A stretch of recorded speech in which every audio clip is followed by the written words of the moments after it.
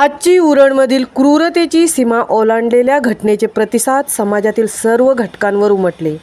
प्रत्येकाच्या हृदयात मनात संताप आणि आक्रोश होत आहे आणि याच घटनेची चीड संताप आपल्या वक्तव्यातून व्यक्त केला आहे समाजातील विविध क्षेत्रातील महिलांनी.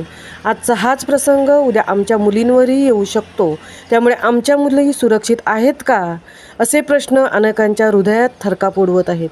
त्यातीलच काही महिलांच्या या संतापजनक प्रतिक्रिया. महामुंबईसह तृप्ती भोईर, उरण. नमस्कार, माझं नाव जयवंती गोंदली, रायगड जिल्हा महिला प्रमुख. आपल्या उरण तालुक्यामध्ये आज जो प्रसंग घडलेला आहे, एका मुलीवर, जी 22 वर्षाची मुलगी आहे, तिचं नाव आहे यशश्री शिंदे.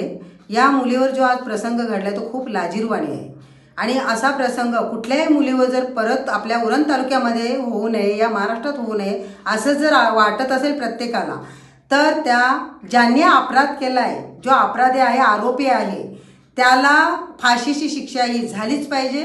फाशीची शिक्षा होऊन सुद्धा पोलिसांनी त्याला आपल्या उरण तालुक्याच्या महिलांच्या हातात, जनतेच्या हातात दिलं पाहिजे. कारण जसं त्यांनी आपल्या त्या मुलीला जसं तुकडे केले, तिच्या अवयवांचे तुकडे केलेत, तसं त्याचे तुकडे करून करून कुत्र्यांना खावायला घालू, तेव्हाच कुठे दहशत बळेल की हिंदू धर्माच्या मुलींवर परत असा अत्याचार झाला नाही पाहिजे. यासाठी फक्त एवढंच आहे की आपल्या जेवढे पक्ष आहेत ते रायगड जिल्ह्यात असो या महाराष्ट्रात असू द्या, सगळे पक्ष एकत्र आले पाहिजे आणि सर्व पक्ष एकत्र येऊन जर आपण जर मोठा मोर्चा काढला, आंदोलन केला, तरच कुठेतरी याला दहशत घडेल ज्या आरोपींना, जे मुलींवर अत्याचार करतात. कारण जर यांना जर दहशत घडली नाही तर आपल्या मुली घरातून बाहेर निघू शकत नाही. कारण आपल्या आया बहिणी कुठे कामाला जातात, कुठे मार्केटला जातात, त्या घरातून जाऊ शकत नाही. कारण असं जर मुलींना जर प्रेम करो या काही असो तो प्रकार, त्याशी काही मला हे नाही.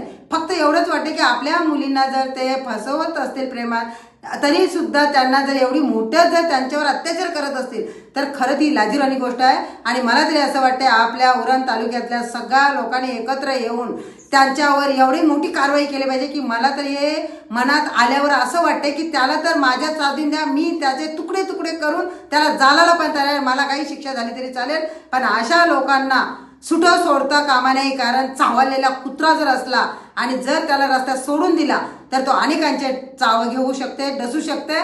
तसंच हे आरोपी असतात ज्यांना सजा होऊन शिक्षा निश्चित देतात, जेलमध्ये ठेवतात, महिन्यात बाहेर काढतात, वर्षात बाहेर काढतात, परत ते येऊन तीच करतात जे त्यांनी पहिलं केलेलं आहे. मग ह्या लोकांना जर खरंच दहशत घडवायची असेल, या आरोपींना जर शिक्षा द्यायची असेल, तर उरण तालुका आपला बंद ठेवा. जिथपर्यंत आपल्या मुलीला यशश्री शिंदेला न्याय मिळत नाही तिथपर्यंत.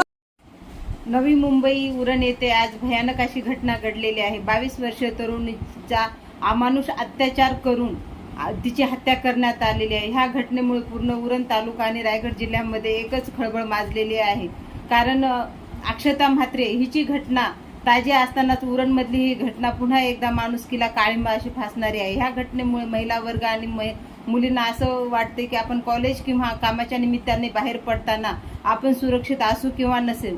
ह्या भीतीमुळे महिला वर्गामध्ये एक भयानक अशी ताणतणावाची परिस्थिती निर्माण झालेली आहे. ह्यामुळे वाटते की पोलीस प्रशासनाच्या कामाचे 3, 13 आणि 9, 18 वाजत आहेत की काय.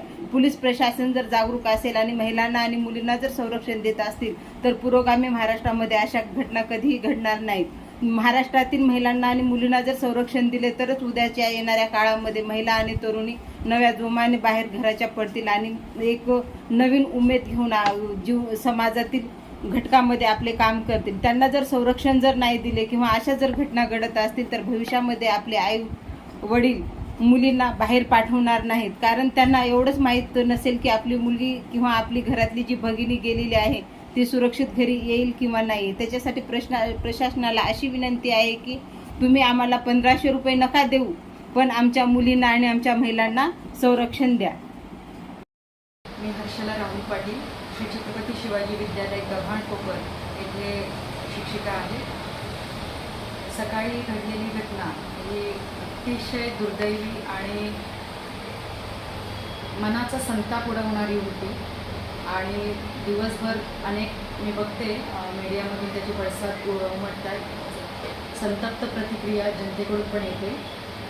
मला माझ्या पोलीस बांधवांना एकच विनंती आहे की अक्षता म्हात्रेचं प्रकरण ताजं असतानाच असं प्रकार होण्याची हिंमत अजूनही चालू आहे. हे वर्षानुवर्ष महिन्यानमहिने आपण बघतोय. याच्यात कपात काही म्हणजे कमतरता दिसत नाही आहे.